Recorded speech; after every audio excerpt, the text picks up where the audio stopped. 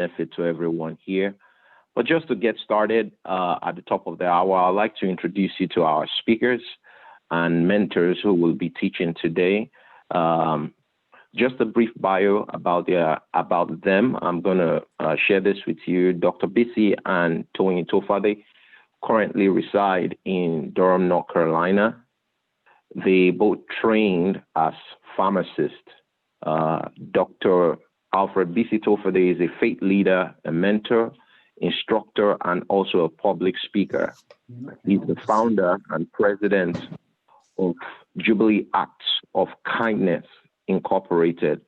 That is a nonprofit based in Durham, North Carolina. He's a gifted teacher and a dynamic speaker. He has great passion for marriage, relationships, and leadership. Dr. Toyin Tofade, a professor of pharmacy, a higher education administrator, and a certified personal co-active coach. Is a dynamic teacher, leader, mentor, and also a prayer warrior. He's a woman of the word and possesses godly character and wisdom. Her life serves as an inspiration to many individuals. She's also the founder of Global Women Leaders.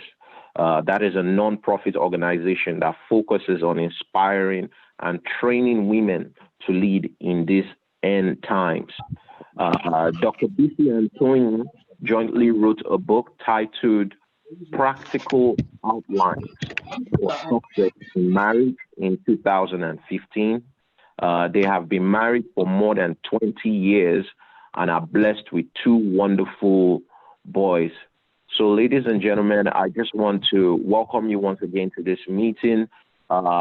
We promise to have a lot of information given out, and at the end of this, we'll have a question for questions.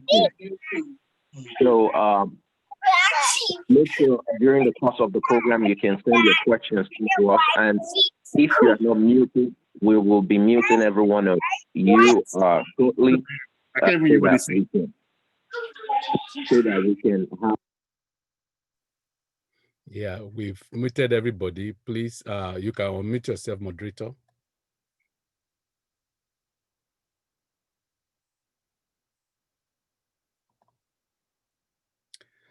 All right. Welcome, everyone.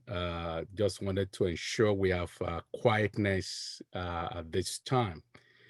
Our time together is very precious, and we only have 1 hour to spend to do this. And so we're going to jump straight to it. Thank you again, moderator, Mr. Toma.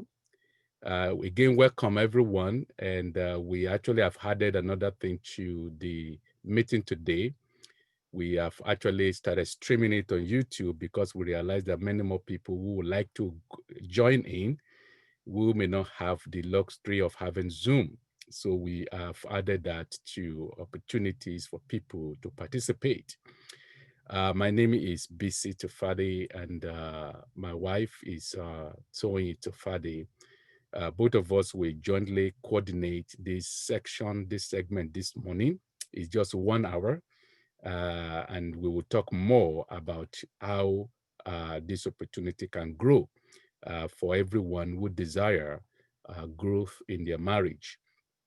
We're going to have opportunity for poll at some point in the material so that we can actually hear from you what you think about some of the questions. We also will have opportunity to share your thoughts with us. You'll be able to chat in the chat box if you would want to ask questions. We will have questions at the end where the moderator will be able to give us opportunity to answer questions. Also, we also would be telling you some other things you can do with the chat. I'm going to ask Dr. Toyin Tofade to welcome you as we start the presentation. Hello, good morning, good afternoon, good evening, depending on where you are in the world. We are so excited to be here with you. So excited to be sharing this platform with Dr. Bisi Tofade. You will see that you'll be drawn in to the conversation because of his style of presenting information. I will be adding a few things here and there. Please know that it's likely that I'll be enjoying the conversation as well. It's always a joy to listen to him speak. We are here to serve you. We know that during this lockdown, during the pandemic, that there are several opportunities to grow in marriage, but there have been individuals who may have struggled because the negative things that may have happened or occur in their marriage is amplified because you're stuck in the same place together. So we are hopeful that by the grace of God, that this will be an opportunity to relook at areas, gaps, or fissures that might exist in the relationship, and that by the grace of God, that you'll be able to look for solutions to help sort those out. Without much further ado, I'm going to turn it back over to Dr. Bisi. Thank you again, Dr. Toyin Tofade. Our goal here is not a crowd. What we're doing today is not the number. It's rather the seriousness, the commitment of people who really want to grow their relationship. So it's a special thing. We have not done it like this before. And this is new. We've been doing this for more than several years. But we feel that marriage requires much more focused attention. And our goal is to provide, based on the knowledge we've acquired over the years, in a presentable format that people can use. Our presentation today and moving forward is not like a touch and go. It's going to be something that is focused, where the outcome can actually bring increase in your marriage. So the curriculum based on the book we're going to be using, so the textbook I've just showed you a few minutes ago, we wrote that material about 3 years or 4 years ago. At the back of our mind was something that will be uniquely presented to marriages. That is not a whole lot of reading and reading. That's what we call it, practical outlines, things that you can grab right there.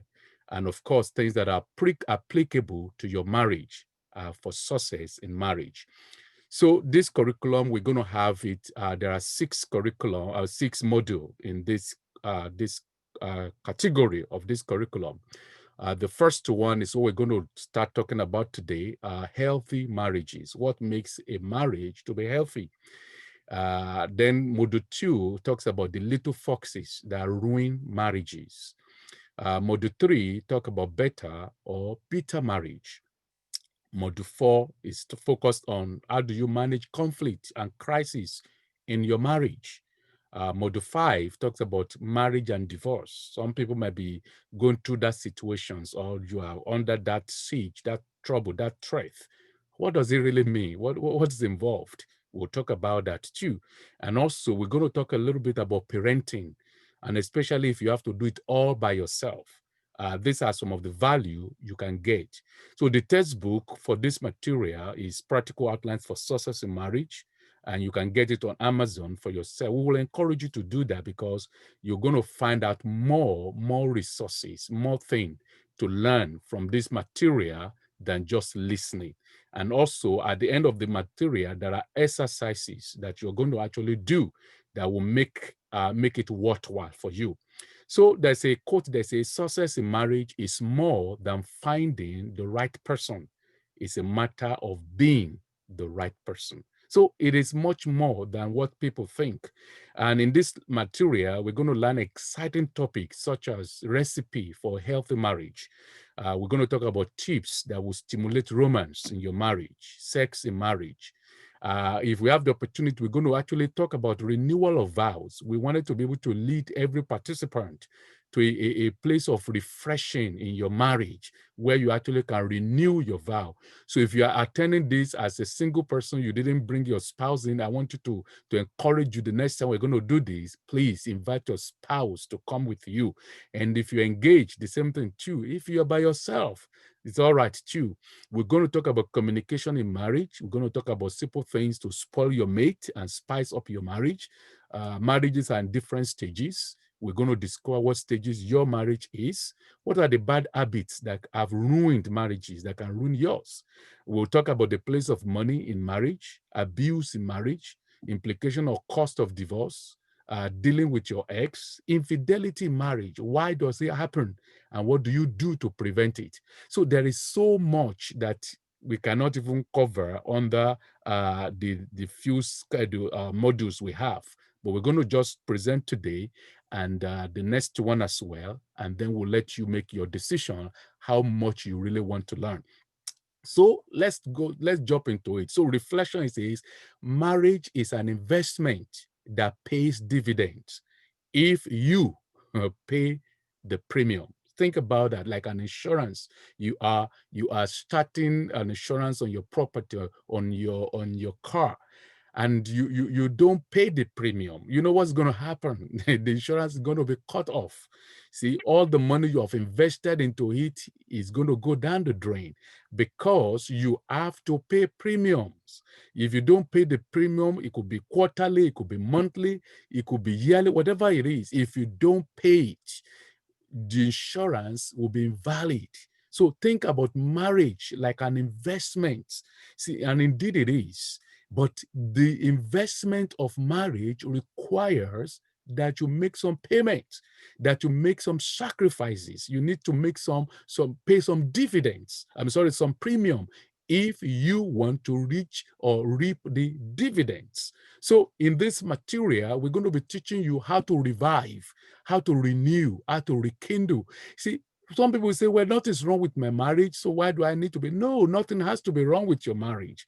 In fact, healthy marriage, which is our module 1, which we're going to start looking at, is what we want marriages to look like. When your marriage is healthy, you're going to have great time enjoying peaceful relationship with your spouse. That is the goal. When things are healthy, there is peace, there is progress, and things thrive. See, you think about it as a kid, your child. When your child is healthy, see, there's no need to struggle. All you just do is feed the child. See, things just go right. See, instead of fighting over problems, healthy marriages prevent those problems. It gives you opportunity, to grow in each other, to be happy, to be fulfilled. That is health. See, think about a nation, think about a person, a body. If you are not sick, if your body is functioning properly, then there's no need to visit the hospital. If you go there, it's just for a checkup, it's just for tune up. So some of you today, your marriage is good and great. So consider this as a tune up so that I can actually be greater. See, our goal is to make marriages better and stronger. Maybe yours is going through some challenges, some difficulties, and you just don't know what to do. Then this is the right place to be so that you can actually have a healthy marriage. So I'm just going to open up and share a few thoughts as Dr. Toyin also is going to add values into our discussion today. So marriage, what exactly is marriage? People ask the question. Yeah, marriage is when two people come together, but it's much more than that, because many two people are coming together and they are really not happy. So marriage is supposed to be a peaceful environment, a place of joy. Environment of constant nagging and complaining cannot be good for you. So it's meant to be a place where you can grow, you can raise your children. So if you are having something contrary to that, something is wrong. Marriage is supposed to make you a better person, not a bitter one. If you are hungry, if you are sad, if you're unhappy, and it's just that is not what marriage is meant to be for you. It's supposed to make you to be a better person. Two people are better than one. That is what the Holy Scripture says. So when you come with someone, your life becomes better. Marriage is supposed to give you joy, not stress you out. We're just going to go over this very briefly because we have very short time. See, not to be stressed out. If you are constantly stressed out, then something is wrong. Marriage is meant to complement you, not complicate your life. Isn't that something everybody wants? Some people, the very day they got married, their life became complicated. Things just went opposite of what they expected. That is not what marriage is supposed to be. It is supposed to add and complete you, not subtract and reduce you. That is what marriage is, just defining healthy marriage. So I'm going to ask Dr. Toyin to add some thoughts to that as we carry on this discussion. Thank you. And yes, indeed, it's supposed to complement you and not reduce you. But then the question comes up, how do I begin to communicate to my spouse that the words that they are saying or the actions that they are exuding is actually creating some consternation within me?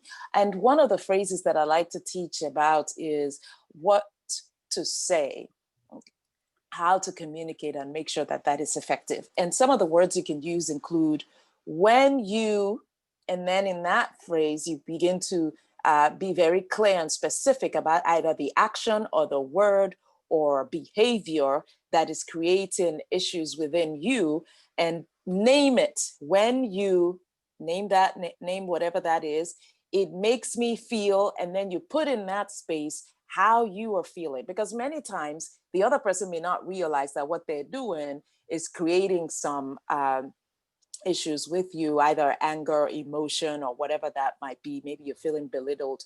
So for example, if there's a phrase that your spouse uses, when you say dim, dim, dim, dim, it makes me feel you don't love me. It makes me feel belittled. It makes me feel sad, something like that. So it's important for us to be able to know how to communicate that, because too many times we internalize and we don't know how to express it. Or worse, we might think, surely they know that this is creating this effect upon me. And first of all, you say, well, let me let it go. You know, maybe one time we'll just forgive that. Then it keeps happening repeatedly. And then you begin to think, they're doing this deliberately. This person hates me, is why they're doing that, whereas they may have no clue whatsoever. So the communication of how you're feeling in marriage and how you're responding to behaviors, actions, or words are very important to be able to pass across. Thanks. Thank you, Dr. Toyin. As we carry on with this subject, we're looking at what constitutes a healthy relationship. What makes a relationship to be healthy? See, as earlier said on, it's not meant to be an environment of nagging, constant fighting. See, a lot of folks are having hunger and pain, see, tons of buried bitterness and unforgiveness in their relationship. See, and like I said earlier, many of us are constantly fighting, weeks of holding on to grudges, months of keeping malice, and years of harboring bitterness. That is not a healthy place to be. So what constitutes a healthy relationship? The husband loves and protects his wife unconditionally, without reservation. That is your role as the husband. You are looking out for your wife. Protect her. See, you are watching her back. You are loving her unconditionally. Sometimes she cooks, sometimes she doesn't cook, or what, there could be things you are not happy with. It does not matter. You love her unconditionally, not for her height, not for her size, not for any of those things. That is healthy. You save her from the attacks of external parties, your parents, individuals, the devil himself, and even sometimes from herself. A husband is a protector. He has a protective role. I want you to check that out in your marriage. If you're not doing that, then that means you are actually forsaking a major responsibility. Your role as a man is to protect, is to support, and making sure that your wife is safe from all external and internal aggressor. The wife also, you adapt, you support, you submit, and defer to that man. You see, that is part of what you do as the wife. You support him. You are making him to be able to play his role properly. Now, submission, you could see in the definition, is when you choose to stoop to conquer. It's not by any means that you are stupid or less intelligent or is subjection or subjugation. That is not submission. We had a lot of men commanding authority. You are not submitted. You are not submitted. No, they got it wrong. Submission is mutual. Submission is give and take, and submission is voluntary. So when we do that in a marriage, under the spiritual authority of God, our marriage have a chance to become healthy. All right, so moving on. So what are the three things? I want to show you these three things. In healthy marriage, you will find these three key things. Number one is an environment where there is joy, peace, and harmony.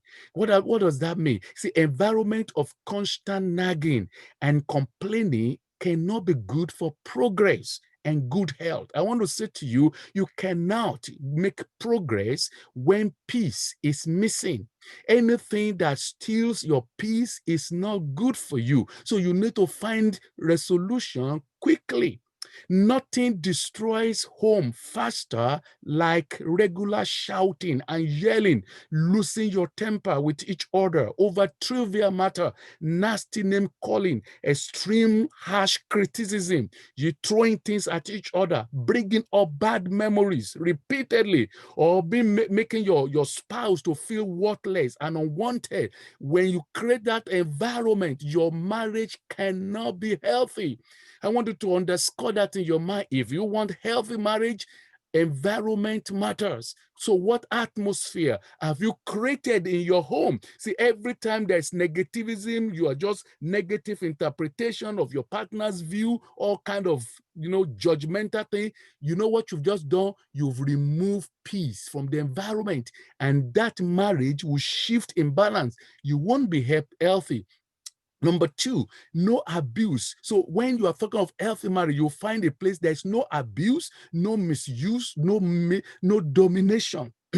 Some relationship, they border on abuse. See, it's like master and servant relationship, verbal abuse, cursing each other's out, physical abuse, mental torture, emotional abuse. Come on, it's not healthy for you. See, all of this I'm sharing with you is presented in the book we're using for this material. So later you can read it up and see these things there. See, a man who curses and abuses his wife will raise sons that are prone to do the same. Think about that, man. If you are constantly abusing your wife, creating an environment of negativity, you know what? Your sons are watching you. So you are raising boys that will be prone to abuse. And also you'll be raising daughters who will be expecting that that's the way men should treat their wives. So you don't want that abuse, misuse. And when I say the word misuse, what does that mean? In other words, some men just think their wives are the cook. See, the wife is the cook. She's like the sex slave. Her function is to cook. Her role is to be available when for intimacy. No, that is not. That is misuse. That's not all of our purpose. And some husband, some wife also think of their husband as the cash machine. Bring the money. Do this. Fix that. That is misuse of what they are supposed to do. In healthy marriage, we don't dominate each other. That's the second thing. Number three thing is you will find in healthy marriage an environment where there's compliments. And it's not complication. You're a better person because you are with them. See, these are people who add value to your life because they are in your life. You miss them every day. You want to go home. You want to be with your spouse because they add value to your life. That is what makes a marriage to be healthy. Now, as I speak a little bit more before Dr. Toyin gives a few more thoughts, there are many people and many marriages that are not healthy. And that's where we're starting today. Marriages, if it is healthy, it will be peaceful. Like I said earlier on, think about a child. If a child is not sick, that child grows. It just grows normally. See, when your marriage is healthy, there will be growth. See, when marriages is not healthy, what you see is imbalance. And all you need to do is to address the issues that are making your marriage unhealthy. See, healthy kids grow and they thrive effortlessly. All you need to do is to feed the child and the child will grow. See, when we were young, you know, our parents regularly give us some medication to remove what they call worms. You know, going back when I was young, we have worm issue in the child's stomach. You know, the child is not growing well, is eating, but it's not growing very well. One thing our parents taught us is there might be issues with worms. See, the worms is consuming, sucking life out of that child. So that child is not growing properly. I want you to think about that the same way. Many marriages have worms. What does that mean? Some are infected with worms just few months into their marriage. And these worms are crawling all over your marriage and sucking out the joyful juice in your home. I want to address that today. You endure your marriage instead of enjoying it. Marriage is meant to be enjoyed, not tolerated or just I'm enduring it. That is not what it is. So what are the kind of worms that are found in many marriages? Number 4 there, very quickly. The first one says worms of selfishness. See, in unhealthy marriage, selfishness is killing the marriage, is killing the union. Everybody's just thinking about themselves. What is good for me? What can I get from my spouse? See, marriage has quickly become association of two unhappy people thinking they can get their happiness at the expense of the other person. I want to say to you, to be a happy man or happy woman, think of what you can give, not what you can take. In other words, instead of looking for the right person, you be the right person. Don't seek your own happiness, seek the happiness of your mate. Let your spouse look for their happiness. You are not selfish. You're not just thinking about yourself. You know what you do is that you are making your marriage healthy. But if it's all about you, I want this, I want that, I must make this money, I must send that money to my parents, I must, oh, come on. If you're doing that, you have allowed a worm in your marriage. And if you are spelling the word wedding, if you look at the word wedding, the we, W-E, always come before the I. We comes before. So we, marriage, we are here together. So if you are having worm of selfishness as a man, as a woman, I want to say your marriage cannot be healthy. The other one is anger. Look at that. Anger, unforgiveness, bitterness is piling up. No doubt we will offend each other, but we have to forgive each other. See, if you harbor unforgiveness, bitterness, it will choke and clog your heart, and your marriage will not be healthy. Someone says a happy marriage is the union of two forgivers.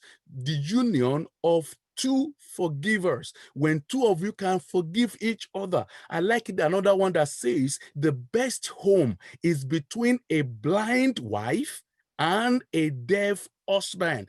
See, a blind wife and a deaf husband. What does it mean? In other words, you forgive each other. See, you ignore those offenses. You don't let it choke your marriage.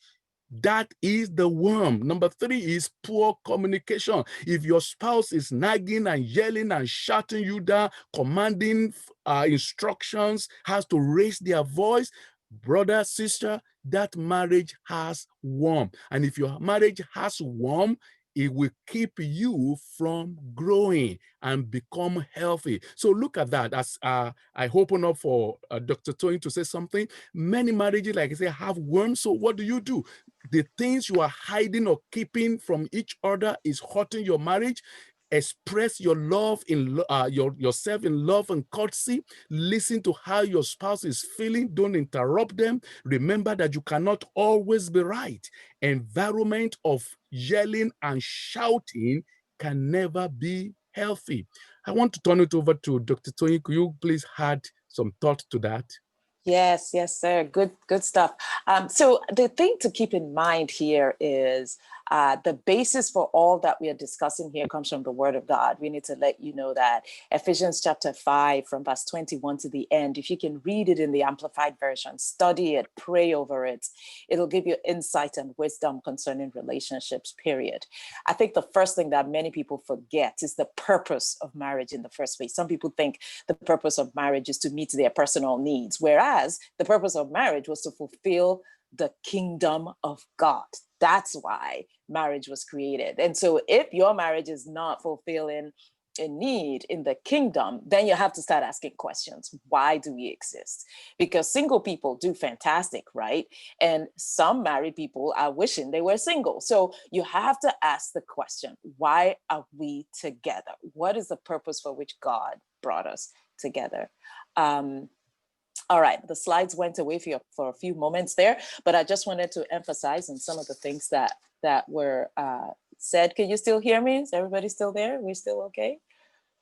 We're hearing you, yes. Okay, fantastic. Is one of the things that was emphasized is the whole believing you're right. And I just wanted to emphasize that true listening is not just listening to the words, it's the body language. You know, I could be saying, I love you, but my body language is saying something different and it's louder than my words.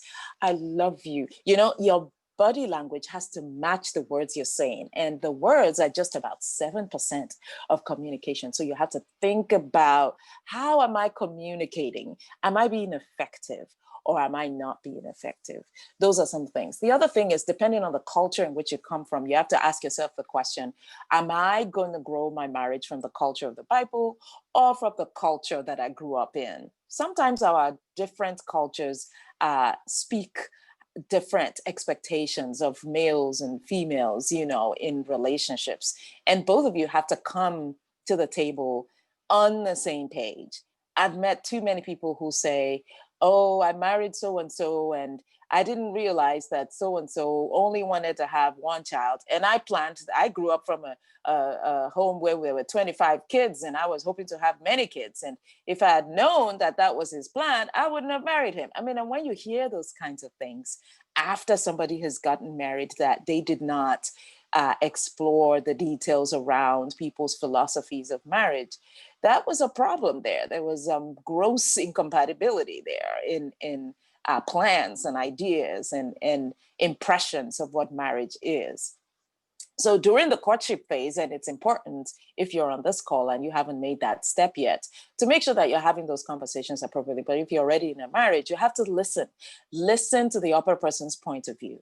So for example, if I were to use the whole listening paradigm here, I'm going to show you something. So here, there's a sachet. It's a nice smelling sachet. You can't smell it, so but you can see this, right? It says blessed on this side, but on this side, it gives a little bit more instructions. It has details. It has a barcode, and so on and so forth. Too many times when spouses are looking at an issue, the issue might seem simple if you look at it from this point of view. But the details that each person sees is very different. If you're on this side of it, this is what you see. If you're on this side of it, this is what you see. But does that make one right or wrong? No, you just have different perspectives of the same issue.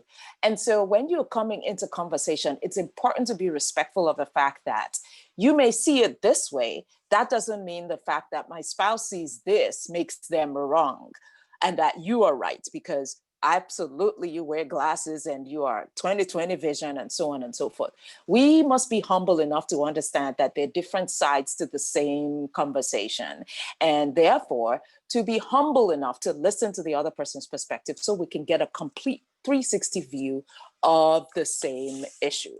When we begin to realize that, then our listening is going to be a little bit more detailed. So we listen not only for words, we'll listen for emotions, we'll listen for perspective, we'll listen for the effect of those emotions, i.e. the impact. Is it fear that I'm hearing here? Is it frustration I'm hearing here?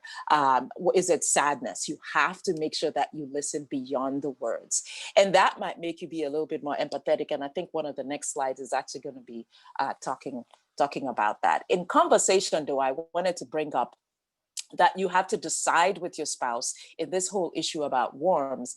You must, it's okay to disagree, but it's important to note that you must not go below the belt. You must make up your mind that in relationship, there are certain things you will choose not to do.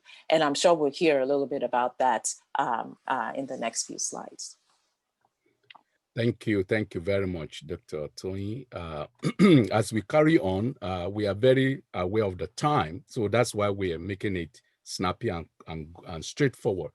In the book, there was this story there that a woman wakes up one night to find her husband of 20 years not in bed. This is unusual, so she gets up to find him. She looks in the bathroom and in the kitchen and is becoming alarmed when she hears terrible sobbing and moaning coming from the basement. She goes to the basement and asks him, why is he crying? He replies, do you remember when your daddy caught us having sex in the back of the car when you were 16? She said, yes, how can I forget that? He says, do you remember what he told me that night? She says, I do. He told you that if you didn't marry me, you'd spend the next 20 years of your life in prison. So why are you crying? And the man said, it just occurred to me that I'll be getting out this week. You know what that suggested to us? I've been in prison. I wish I had not gone into this wedding. I wish I had just been locked up. I will be coming out this week and my life will be happy. So the bottom point out, the highlight of this story is marriage can look like prison to some people. See, because of the experience they are having with their spouse, it's like you are locked up inside of it. You are not happy and you don't know how to escape it. So it just look like, man, what is the solution here? It's just like locked up and locked down. If your marriage seems like that, you can't see a way out. I want to share good news with you that the resources you're going to learn from this today, if both of you will practice these things, it will open up and you will have joy. Marriage is not meant to be prison. It's meant to be a place of joy. So it could be like that when you feel your space is encroached, when you feel you need to escape. I've talked to a lot of couples before, and I've come to understand that so many people, they feel like their marriage is choking them. They feel like they're in a prison. See, they are not, they've lost themselves. They've lost their identity because they were married. That is not what it's meant to be. It means that marriage is not healthy. So let's go on today as we're going to spell healthy marriage. We will see how much we can cover in the short time we have. What is healthy marriage? Don't forget, if your marriage is healthy, you don't need to fight, you don't need to struggle. There's no need for headache because healthy things grow. If a plant, a tree is healthy, the tree just grow. It just grow normally. See, if a child is healthy, that's it. There's nothing necessary you need to do. Just feed the baby, make the baby be in a good and safe environment. The baby grows. So the same thing with marriage. If your marriage is healthy, there's nothing to do other than to enjoy it and just do your part. So we want to spell it. If you understand the spelling of healthy, then your marriage will grow. Your marriage will be healthy and there will be no need for you to be running around. See, when a child is having a growth deficiency, see, we try to check what is wrong with his liver, what is wrong with his kidney, what is wrong with his heart, is something going wrong in his brain? Those are the questions physicians ask themselves. So if your marriage is having some challenges, not growing, these are the questions to ask. Are we healthy? Now, we're going to look at as much as we can in this material today. What does it mean to have a healthy marriage? Now, we're going to spell it. Let's start with the H. The word H in this healthy marriage spelling is honesty. Honest in your marriage. Being honest. Says honesty is the best policy. So don't practice lies in your marriage. Don't start telling it. See, never lie to your spouse. Let your yes be yes. You know, if men can do something like this, if women will be faithful and truthful, Do you know what you are doing? Your marriage will be breathing right. I know you may have done something you are very ashamed of. You don't feel like sharing it. But the truth is, if you want to be healthy, you got to come transparently. Come as you are. No secret, no hidden agenda. Embrace openness. I like that. No secret password or private enterprise. You know, I've seen a lot of men who have this Facebook here, Instagram page there, and they hide the passcode from their spouse. You know what you're doing? You are setting yourself up for danger. Somebody send you a very ugly picture, and your spouse just wondering how come somebody will send that picture to you. And of course, she doesn't have access to your Facebook account. You know what you've just done? You've told her that you may be doing things you don't want her to see, or you may be doing things you don't want your husband to get to know. So what we're saying is you need to start getting health back into your marriage by telling the truth, by being open to each other. No secret. Don't lie to one another.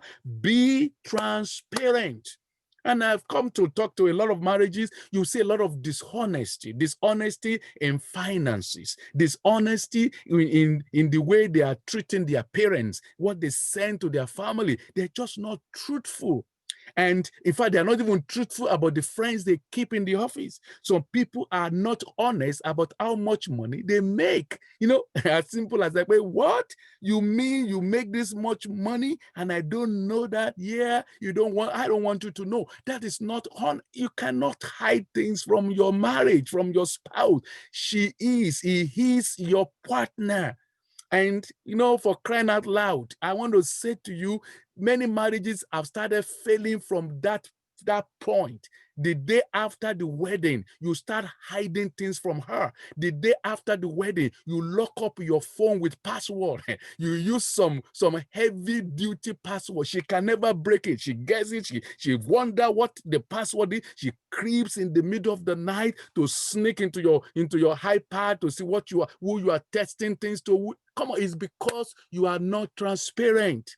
And you know what it results to? It will lead to mistrust. It will lead to, in fact, it can even lead to infidelity because, or guessing, just what is wrong. I don't know what my husband is doing. He's doing his own thing. I will be doing my own thing too. And that makes marriage to be unhealthy. All right. So we're spelling healthy marriage. The second one is E. We're not going to details because of the time. If you want to spell healthy marriage, the second one is E. What does it mean? It means empathy. Empathy in marriage. It means to be able to express kindness, affection, and compassion to one another. It means to put value on your spouse. See, in unhealthy marriage, people take one another for granted. Think about it. When you just buy a new car, you spend time with it, you treat it with care, but now that car is old and it's worn out. So you slam the door, you change the grade of the gas you feed into it. Do you know what you are doing?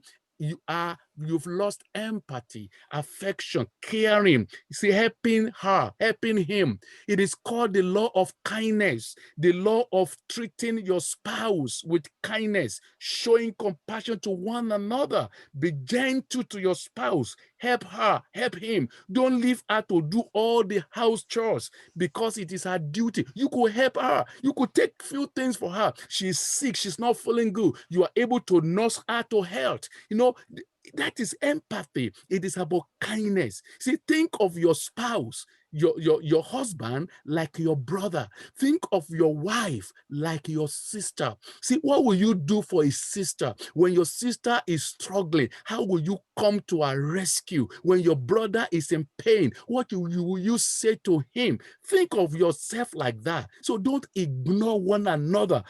Don't treat each other like trash. When you do something like that, you know what happens? you lost empathy. See, empathy means to feel what your spouse feels. It means to walk in their shoe. Look at this picture. See, there's a common meeting place. Number one, take their perspective. Look at what they are talking about. Never say to your spouse. I was doing that when I was young in marriage. I would say to my spouse, I say, well, that's no big deal. Come on, that's no big deal. It took me a while to understand that I was wrong. See, to me, that issue was no big deal. But to her, it means a lot. It's a big deal to her. So I now say, no, what gives me the right to tell her that what she's thinking, what she's angry about is no big deal? If she says it's a big deal, then it's a big deal. So take their perspective. Number two, consider their emotion, what they are feeling. Every spouse have the right to feel the way they feel. They feel unhappy, they feel hungry. Don't say, well, what are you angry about? What is there to be angry about? Come on, if they're angry, they are hungry. They are entitled to their feeling. They are human beings. So what we must do for each other is called empathy. So with all judgment, don't judge them. Don't say, well, I think you are lazy. I don't think you get it right. Come on, hold the judgment. What do? It is called empathy. Empathy. Let's spell it a little bit more. Empathy is seeing with the eyes of another. It is listening with the ears of another and feeling with the heart of another person. That is empathy. So in marriage that is healthy, you have to have empathy. Number three thing is hey, which means appreciation. We're spelling healthy marriage. If your marriage is not honest, you will not be healthy. If you've lost feeling, empathy, kindness for each other, that is the reason your marriage is not healthy. And number three, if your marriage does not appreciate each other, appreciation in marriage, then you will not be healthy. You see, he said, be grateful for little things. Don't take one another for granted. Don't say it is your duty. Come on, be thankful. Thank you is a magic word. Use it generously and regularly. Ingratitude is a bad attitude. So thank your partner for clean clothes. She did laundry. Your clothes is good and clean. Thank her. The beautiful meal she prepared, the dust-free house, the clean sheets, and the free sex. I call it free because she didn't charge you for it. She's providing. See, you say, thank you, darling, for doing this. Thank you for cleaning the house. Thank you for cooking the meal. You know what? She will love it and she will be very happy. Also for female, thank him for being the provider, a great dad, a lover, a protector. His head will swell up. He will be so happy with himself when you use words like that. See, in a marriage that is healthy, see, people they appreciate each other. They don't see things as privileges and versus right. That is my right to take. No, everything we have in marriage, take it as a privilege. And when you sit like that, you are always grateful. And it will result in happy relationship and self-worth. See, you continue to say good things to each other. When you say positive things to your spouse, you just make them happy and excited. May I say this? If you do not appreciate in your marriage will depreciate. If you don't show appreciation, your marriage will begin journey to depreciation. So don't forget that. So in marriage, find something to thank your spouse for every day. Use words like that. Someone says success in marriage is the sum of small effort focused on showing love and appreciation, repeated every day. I love one more. It says, anyone that is too busy to say thank you will get fewer and fewer chances to say it. So what are we saying today? You need to have appreciation. Lack of appreciation in marriage will make your marriage to depreciate, and it will also make your spouse to feel they are being used. And it will result in loss of personal value. And of course, it will build in anger and resentment with time. So what do we do here? We need to appreciate each other. And when you do that, you will be on a growth journey. Healthy marriage. Don't compare your spouse with another spouse. Don't look at it, hey, look at the other family. See, they are better than this. Look at that lady. Look at that man. And when you do something like that, you know what you do? You are making your marriage to depreciate. So never compare your spouse with any person. So I'm going to ask Dr. Toyin to please speak where we are and add some lines of thought to the discussion. Yes, appreciation is critical. I mean, even during this time of COVID, a lot of people have gotten very introverted around who am I and what's my purpose in the world, and am I enough? Am I sufficient to do the things that maybe they've been confident about previously? So it's important to ramp up that level of appreciation for your spouse, so that way they can feel mentally whole in order to govern the rest of their body to do the necessary behaviors to continue to keep things churning. I want to use this opportunity to thank everybody who's taking the time out, to attend this session, because that means you believe that you could learn something. And refreshers are great, you know. In many professions, we are required to go for continuing education to refresh our degrees or our professional licenses. And this is one license where many people ignore the necessary refresher education to keep up their knowledge about marriage and relationships generally. Even though we've written this book, you know, 2015, it's nice, you know, whenever we do this to sort of refresh ourselves on what are the things that we need to make sure that we're healthy and tuning up our relationship. So thank you for being here and taking this information back to your spouses if your spouse is not here. And if you're here together, thank you for taking the time to be here with us. I think we had a couple of polls that are interesting ones that we could see to poll the audience. Let's have some polls here. Let's have some polls. We are running off time, so we're going to be wrapping up, but let's have some polls and then we go from there. I think there was one about withholding information. We're talking about Benedict, lies. That might be the one to put up first.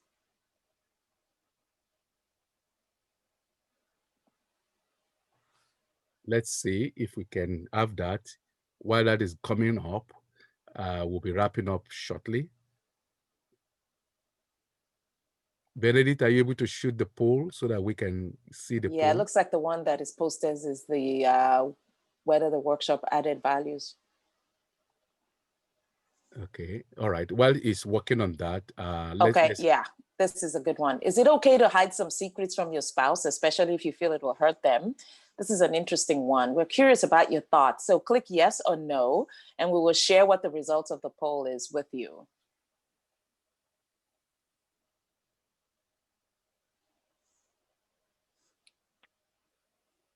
All right, just a few seconds, and I hope you got a chance to participate in that poll. If you did, if the moderator or the host, if you would be so kind to share the results of that poll, we'll be interested to see the results of that.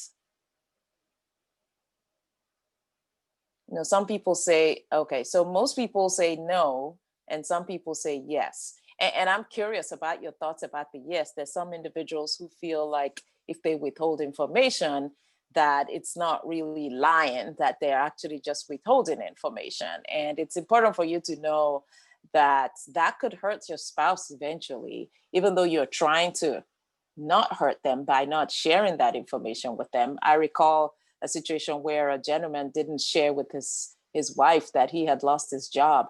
And so he will leave his home pretending like he was going to work, and he would come back at the usual time because he was afraid to disclose to his wife that there was, you know, he didn't have a job.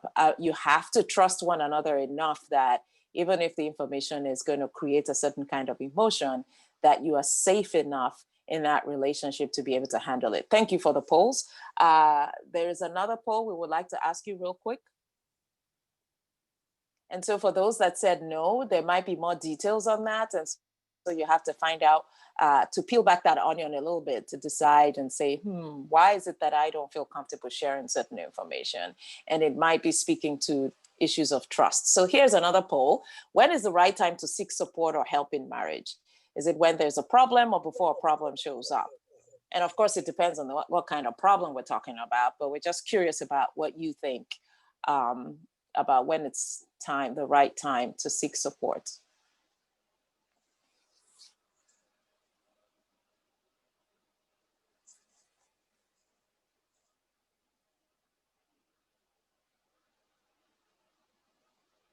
Okay, a few more seconds and we're gonna have them show what the results are.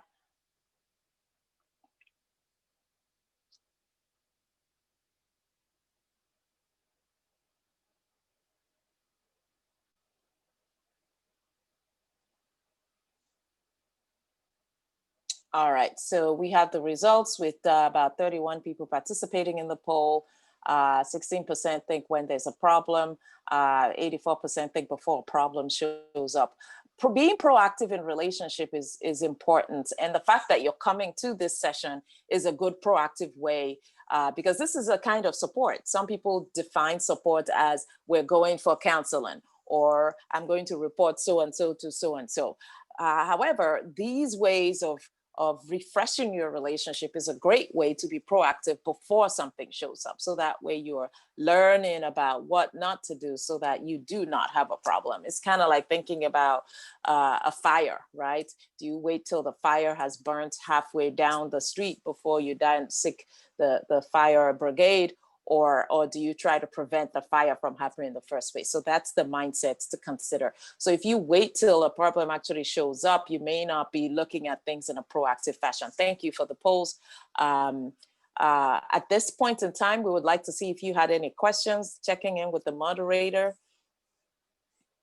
We will continue on this workshop on marital relationships, and we invite you to look at that. We will conclude with the rest of the spelling of healthy. So stay tuned to hear more about when that will happen. But maybe we have time for one question, possibly. Yes. Just a minute. While we are compiling our question, thank you, Dr. Toyin, for the few words you've just shared with us. Now, what is this about? For some of you, we are very privileged today to have people who join this workshop from Europe, from Africa, from Asia, and also from North America. It's a great thing. Like we said, it's the purpose of this is we really wanted to address folks who want to grow their marriages. It's not the crowd. It is those who really see value. They want to add some value to their marriage. So what we are starting today is what we call workshop on marital relationships. I want you to think of it like a school, somewhere where you can take a curriculum, where you can really have an outcome that, yes, there's a result. We don't want to do a thing that is touch and go. See, I'm a faith leader, and we're doing things for the church, and that comes quarterly. But this one is something you can take and finish it and get an outcome out of it, because it's going to be focused curriculum. So this is what we wanted to do with this effort. So as we conclude today, and please, if you have questions, start typing your questions so that we can do that and we can close. So what makes this workshop unique? Number one is we're going to focus on relevant and clear-cut curriculum to grow your marriage. Number two, practical issues that relate with marriage day to day. Then, of course, in the book, which of course we are not able to get to the end of first module today, you're going to see discussion exercise, which is included to help you with application. We want couples to be able to actually take it as a workbook exercise and do something with it and share what they learn from that. Number four is access to speakers. We're going to have different speakers as time goes on, and who you can ask questions that affect your marriage.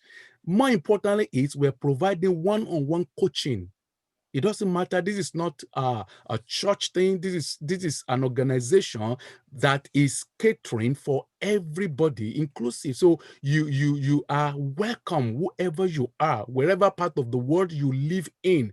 We want to be able to help you. We want to be able to support your marriage and be able to answer your question. And of course, prayer, encouragement. Those are the things that make this workshop unique. And the curriculum, there's a curriculum for that, for adolescents and mature teens, for young adults who are preparing for relationship, for those who are just engaged in courtship, for those who are newlyweds, for those who are matured or you are maturing couple, or those who are even separated and going through divorce. Our goal is to be able to help everyone based on whatever it is they need in their lives. So, but we do not want this to be a casual thing. See, what we have found that as marriage counselor is when people take things casually, they don't get much out of it. See, they come in when they want and another say, well, I'm not available. You can't grow like that. So for everyone who want to be in these classes, in these courses, enrollment and commitment is required. Don't forget, I say, we are not focused about crowd. We are focused on people who want to do great things with their marriage. And I can tell you, marriages are hurting right now. There are people who are having challenges and they just don't know what to do. And that is why we feel this is helpful. If you can find those who will go through it, pay the price, whatever it costs to make this happen. I want to grow my marriage. We can be happier. We can enjoy. We don't want to live in prison. So we will provide workbook and exercise. You have seen the workbook, which we will share with you as time goes on. Then there will be 4 sessions of focused and practical classes. So what we're doing today is it's not even in the 4 sessions. There are additional 4 sessions. So what we're doing today, we have not even finished, is just part of the introduction.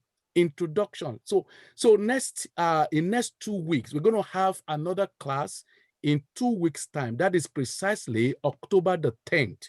And it's going to be for about an hour. So those of you who have logged in today, if you want to hear the rest of the story, what does it mean to have healthy marriage? So we have stopped at A. We're going to learn L. We're going to learn T, H, and Y. And that also is going to be available in the next 2 weeks. That is on the 10th. So mark your calendar for that. Oh, lest I forget, there's something I also want you to do. See, we wanted to be able to take this seriously. So if you are interested, one of the requirements is you have to enroll and you have to be committed to it. Otherwise, you will not be able to qualify for these classes. So if you are interested, please, into the chat box, include your name and your email, and you can send it right now into the chat box. Or better still, if you want to talk to your spouse about it, then send your interest to this email address, info@bisitofade.com. We want to know. It's like I say, it's not for a crowd. It is for people who have a mind to grow and resolve issues in their marriage. Our preference is both couples should be in the class. It shouldn't be, well, I am the only one coming, he's not interested. Well, we wouldn't send you away if he's not interested, but you'll benefit more if both of you are interested in this. So we'll tell you more about that, but please mark your calendar. October the 10th will be the continuation, and we'll finish what does it take to be a healthy marriage, to be in a healthy marriage. So we're going to look at questions if we do have questions. Moderator, over to you. Can you hear me? Yes. All right.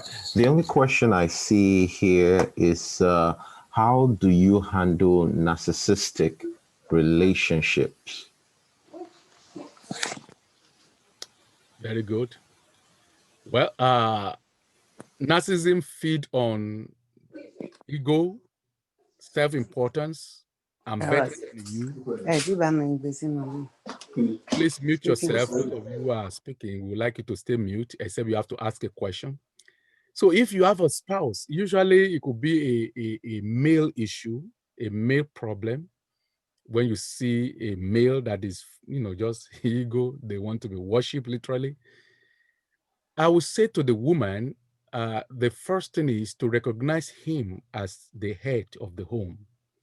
It will make it easier for him if he doesn't think he has to compete with you. Typically, when a man feels threatened, a man feels that my position is challenged, then it becomes a big tussle, a big confusion in the family. So for the lady, give him the honor. We're going to talk about that in our next section when we spell the H. We'll talk about that. Give him the honor of being the head. Defer to him, respect him, and let him know you respect him. That could be one way to help him not to need to struggle to show that he's in charge. The other thing you can do also is to pray for him. You cannot just say, I want to change him. See, if you are toe-to-toe with him, you're just going to make it worse. In fact, one of the mistakes spouses make is that they wanted to change their spouse. I can change him. You cannot change anyone. You can only pray for them, tolerate them, be patient with them, accommodate them, and hope that something will change in their lives. But outside that, as a spouse, you can only support them, offer the best, and also, if need be, if he's willing, go for counseling. A lot of things in counseling can be resolved. A lot of times in relationship, a lot of problems can be resolved by counseling, because one of the challenges in marriage is ignorance. He may not know how he's acting, how he's coming across. So, ask someone to talk to both of you. Don't go there accusing of this or that, but say, let's talk to someone, maybe to show me if I'm wrong and just to talk to us. That can be a way to help that man to get out of himself. Dr. Toyin, you wanted to add any value? Please let us know if you are interested in that class. Type in your email, your name into the chat. Otherwise, we will just close the door and only take focus who are interested in the modules. You've seen the modules we're going to be teaching in this class. Dr. Toyin, any comment onto that question? Sir. Send your email addresses to the marriage counseling feature, and they will collect that. We thank you to those who have already shared your email addresses. Regarding narcissism, it's not only guys who are narcissistic, females also are narcissistic. The whole me, myself, and I syndrome can be very damaging to a relationship. And one of the things that can be helpful, in addition to what has been said already, is making sure you have healthy contacts around you that can help be the mirror to the individual. So for example, if the lady, I'm going to use the female in this case, if say the female feels I'm entitled to X, Y, and Z, if they talk to a friend of theirs, a girlfriend of theirs, and that girlfriend says, I don't think that is a fair expectation, that can tone down that individual's mindset around what they feel is their privilege or right, and maybe can turn things around.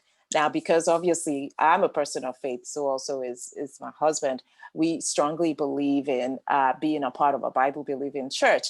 And it's always a great way to talk to your pastor or pastor's wife. And so if you feel like the other person has narcissistic behavior, encourage them to go talk to their pastor or pastor's wife.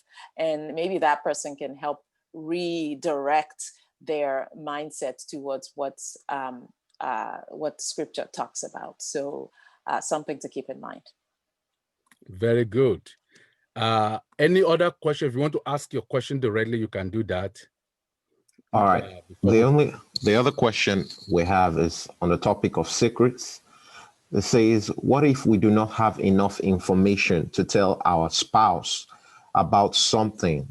Sometimes we are just waiting for more information before we tell our spouse. So how do you go about that? Very good point.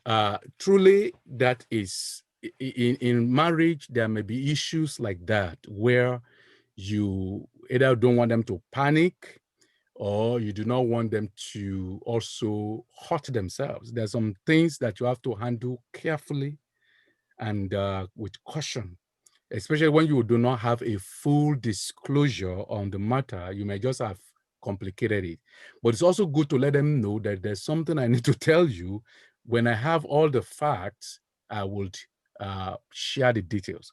One thing that's helpful is that if your spouse have recognized that you are not the person who hide things from them, see, you have not made it a practice, you don't have secret here, secret there, they are finding themselves discovering, then they will trust you. When you bring the information, maybe later to them, look, something happened and I wanted to tell you, but I needed to make sure everything is clear and sure of it, and this is it. Once they know that is your natural disposition is not to hide things from them, it won't lead to issues. But people who naturally hide things from their spouse, you know what, they just say, I know you're not telling me. If I want your wife say, I wonder what else you have not told me. See, anytime your wife says something like that to you, you're in trouble. What else I've not told you? I don't even know what I don't know. See, that means you have a pattern. They have seen it, that you are a person who don't disclose. And it's not a male issue alone, it's also female issue. There are some women who are building some property somewhere. You know, they own a property somewhere and nobody knows. The husband don't know. And suddenly the mail came in and the title came in. And it only has one name in it. Say, wow, when did you start building this? Say, well, I want to make it a surprise. How can you make a house you build that take you 2 years to build a surprise? It's a dangerous surprise, you know. But then if you don't have a pattern of somebody telling lie, they might forgive you. There are times like, let's say you are buying a car for your darling wife and you wanted to make it a surprise for her. You are organizing a special birthday and you don't want her to know. Yeah, that's different. That is different. Yeah, that could be understood. That you do not mean to hurt them. But see, let's look at an issue. See, down the road in the module, down the road, we're going to talk about infidelity in marriage. One of the things people keep from each other is secret things, secret dealings. If you as a man or a woman, it doesn't matter, you have fallen into some infidelity issue, the first person that needs to know, even though it doesn't make sense, is your spouse. She should not be the one somebody say, don't you know what your husband did? Then the damage control will be harder to manage. See, there are things we have to, in fact, as hot and fearful as it is our spouse that need to know first. It will save you. You could apologize. I am sorry. In fact, it's better that they are angry and you apologize and tell them the truth than for you to lie. And later on, they find out. We'll talk about that. Yes. Yeah, and just to be clear, we're not encouraging infidelity by any means, because obviously before that happens, it usually means a break in trust, a break in the codes of the marriage before you can get to that point. So we're certainly not encouraging infidelity. In terms of if you don't have enough information, say you had a diagnosis or you went to the doctor and they told you something and it's not complete, you're not sure if it's a very bad diagnosis, for example, cancer or something or other, it's important to include your spouse in that journey. I went to the doctor, they're not sure, they're still doing tests, please pray along with me, you know? Or I went to work today and they're saying they might lay off some people. I don't know if I'm going to be affected, but please pray along. It's important for you to include the spouse in the journey so that way they can feel with you it can evoke empathy as well, you know. But if you wait till the final end, that means you don't even trust your spouse to go in the journey with you. People who are able to go together in the journey, the emotional journey of trying to wait, trying to find out, you get closer, you get become more friends that way than when it's just information. Oh, this is what happened and that's it. You know, they're not with you in that journey. So that's part of relationships, is being together in the journey, even if you don't have all the information. Just something to consider. Very well. Let's close. We have a hand that is raised. Vincent's iPhone. If you can unmute yourself and ask your question quickly so that we can close. We have gone like 40 minutes past the time and wanted to break now. Yes, please. Yeah, my question has actually posted it on the chat. Okay. I said, what advice can you give, sir, ma, to a couple where in these two scenarios, the first one is the wife gets bigger salary than the husband, who sees his wife spending most of the time without telling her husband and is being emotionally affected. The second scenario is where it is the only wife that is working and the husband is not. And that scenario is making the husband also, again, to be emotionally affected. And it's affecting their relationship. Thank you, sir. Thank you, ma'am. Thank you, Dr. Vincent, for that question. That happened quite some time, and that happened to have seen that scenario play out. If it is not well managed, it can actually create financial problem in the marriage. One of the topics we're going to cover in the other module is also money in marriage. If the earnings are not the same and they are operating different account, that problem is even much obvious, because we have three types of account that people run in marriage. They have what they call joint account, where everything is joined together. We have semi-joint account, where they didn't join everything together, but they contribute certain amount of money to a joint account that serve the marriage. And then there is individual account, where everybody's just running their own account. When we have time later on, we'll explain that part to the audience. So if you have semi-joint account where you keep your money, I keep my money, but we only contribute a certain amount to an account somewhere that feed the family, I'm going to be mad when my own money is out and you are spending money like no man's business. It's a problem. So I would recommend generally, if families can do joint account, great. And it requires a lot of trust, a lot of confidence to do that. If you can do that, that would be wonderful. If you cannot, you still need to be open to your spouse. I think it's good for spouses to know what their partner is making.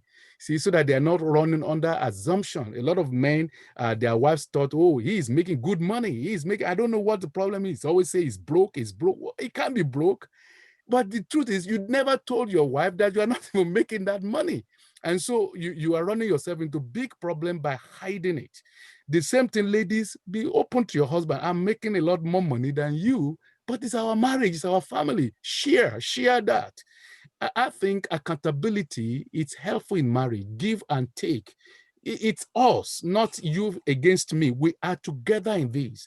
If marriages can work together like that, in agreement, in finances, making decisions, it just gives peace to your marriage. One of the things that remove peace in a marriage is the unknown. I don't know what you are doing with the money.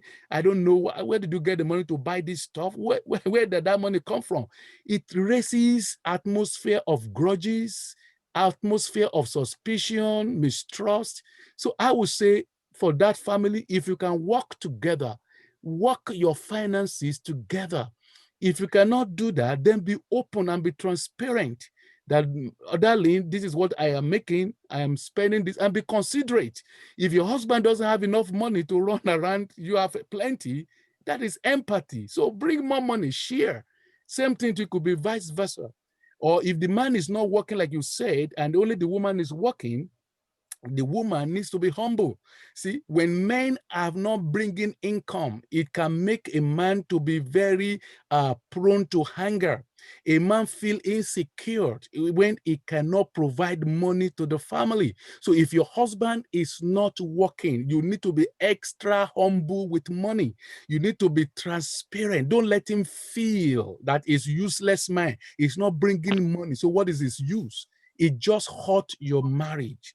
So those are a few things I would say. Dr. Toyin, if you want to add anything so that we can close and respect everybody's time. Thank you. I think you said it well, sir. I think the key is really knowing that you have to be full of empathy. And it's not an ego thing. Money is just a tool to be able to do the things that the Lord wants you to do in a home. And if for some reason you happen to, whether you're male or female, you happen to be the one earning more than the other person, you should be humble, regardless of whether it's the man or the female. And while the cultural constructs in many countries is that it's the guy who tends to be the breadwinner, depending on the profession that each individual chooses, it could be different. And if it's different, so long as your mindset is this marriage is about kingdom, not about a demonstration of power because of the dollar amounts that is bringing into the system, that will definitely poison the pool, like Pastor said. So I would strongly 100% endorse everything he has said. I remember many years ago when Dr. Bisi moved to the country, he had to wait a couple of years before he started working. And so basically we had to operate on one person's income, but it wasn't a matter of, oh, I have money. That wasn't how it was. It was our stuff. And we agreed on how that money needed to be spent. And that's the mindset that everybody needs to bring into the relationship, that it's a partnership here. And the money that comes in just happens to be a tool for us to get done what we need done. If people think about money as a tool as opposed to a power statement, then I think the mindset would be different. And if the guy, for example, feels trust for his wife and doesn't feel like he is defined by how much money he brings into the marriage, then he will have no need to feel bad. So he also needs to look inwardly to see how he's judging himself. And if you judge yourself based on the dollar amounts you bring in, that could be very problematic. We all have different values and different strengths that we bring into a relationship. And so long as there's mutual respect around that, then you have a healthy relationship. Thank you very much, Dr. Toyin. We are closing now. Just one more thing, just to remind you, please, the next meeting is October the 10th at 10 a.m. Eastern. And we will also remind you and send you an email. Please be aware that we don't share your email. It's private to you. It's confidential. That's not our mission, our goal. And if you are interested in carrying on with the curriculum, you need to indicate you want to. We are opening it for everybody in the community, wherever you are in the world. We want to be a blessing to you, but we need to know that you are interested. Thank you very much, everyone. As we close this section, we want to appreciate our moderator. We appreciate every participant. And we hope this has been a good thing for you.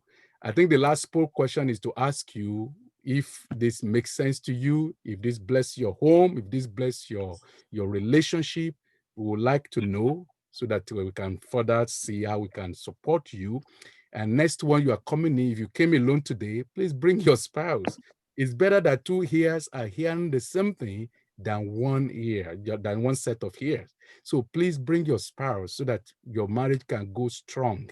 If you're engaged, or you know people are engaged, they can also benefit from this because this is really good stuff that they can use for their marriage. Thank you again for participating. God bless you for your time. Amen. Thank you. Thank you all. Thank you for being here.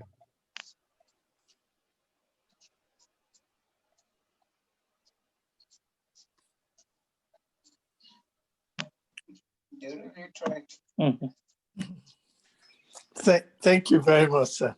Thank you, Dr. Vincent.